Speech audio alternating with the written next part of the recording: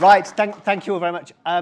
This is quite a challenge because I've been asked to be quick and to almost sit down before I've even stood up to start talking about my presentation. So I'll make it rapid. I'm here to say that there is life outside of London. That's the job. I'm lucky enough to be representing the major regional capital cities outside of London, and I act for them on walking, cycling, and active travel. Right, let me flick through these slides really quickly. I'm not going to repeat any of the things that others have said much more eloquently and much more succinctly than me. But needless to say, the challenges facing cities outside London are pretty much the same as in London. We all want healthy cities. We want them to be attractive. We want them to be safe. We want them to be inclusive. We want them to work for people. Regional cities, and again, this is the same for London, but I'll say it anyway. We've got very finite amounts of space. We have particular problems caused by poor health due to air quality, obesity, mental health issues. It is health improvement that is the main driver for active travel, certainly outside of London and certainly in cities. It's the thing of the moment, and it's the thing that I think is really important. In West Yorkshire, and I'm sorry that I'll use facts from my own area, but in West Yorkshire, about 1 in 20 deaths is ascribed to poor air quality. We cannot let that carry on, okay? And walking and cycling is a key part to sorting that out. But there's other factors as well. In regional cities, social inclusion and the lack of it is a really big issue. Regional cities do not have the tube networks, the bus networks that you have here in the capital city. We have to make the cities work harder.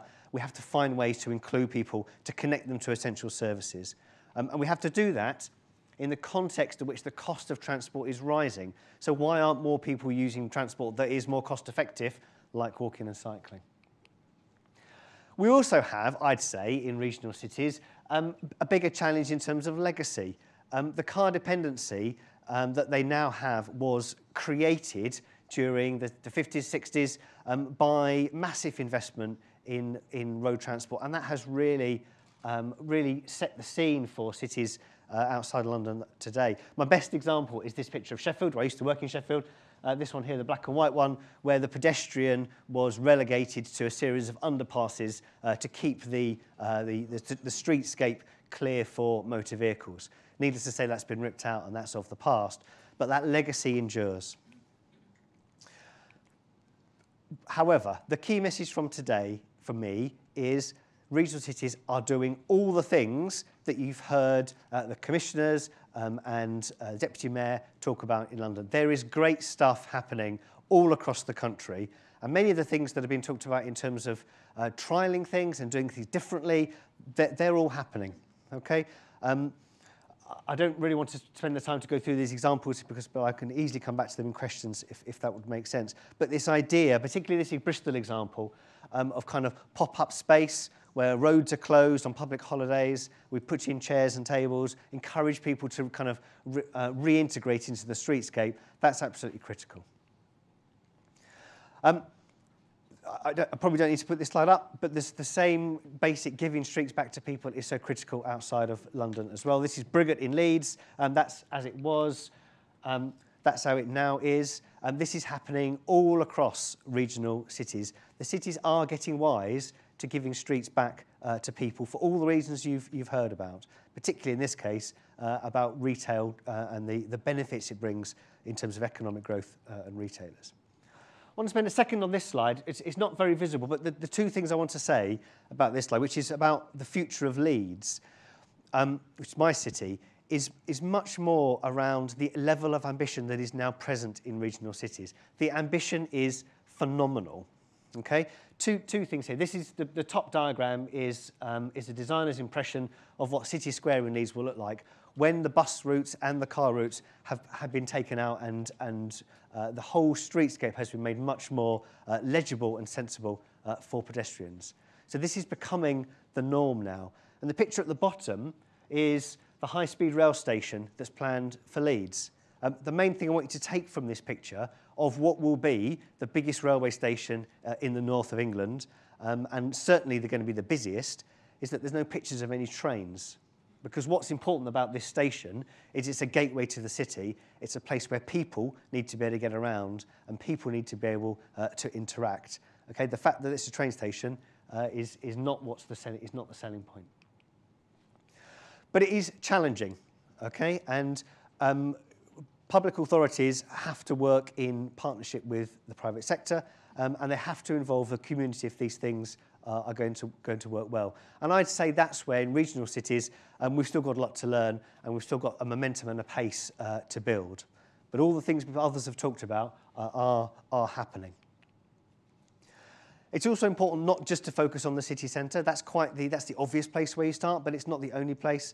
And as Jeanette has said, actually having a myriad of smaller schemes outside of the cities, community-focused, giving communities what they need and investing in those communities is absolutely critical. A lot of it is about overcoming the severance created by highways engineers in the past. The main thing that I want to add to the debate is probably one that's more about governance and decision-making in cities. In contrast to many cities, and certainly cities that have got mayors, the amount of freedom and flexibility that public authorities have to do this kind of innovative stuff and the funding that they have to do so is much more limited outside. So for me, the key message is devolution. We hear a lot about devolution to Scotland and to Wales, but devolution of accountability and functions to cities and to city regions is as important for economic growth and vitality in our regional cities.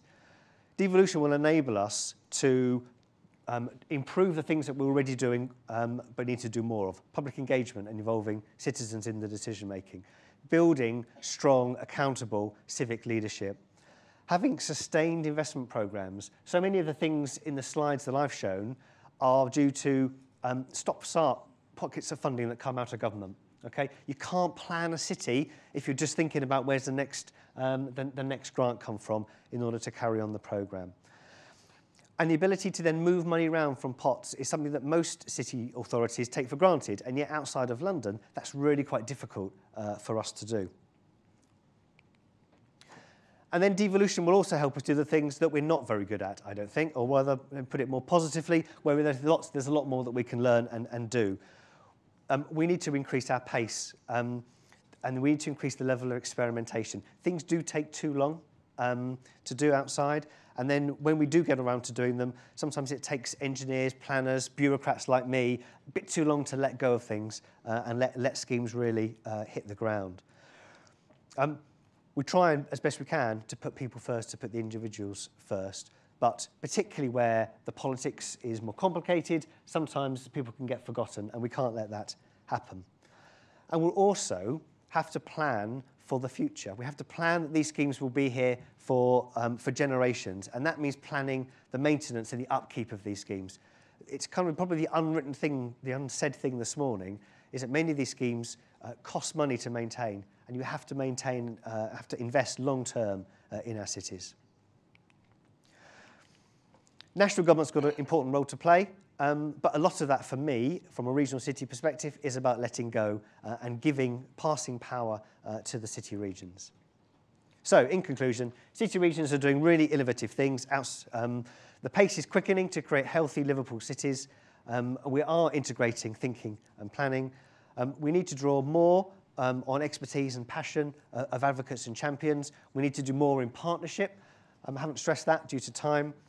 Devolution is already leading to benefits, but the devolution agenda is critical, I think, if we are to have the cities to be proud of in generations to come.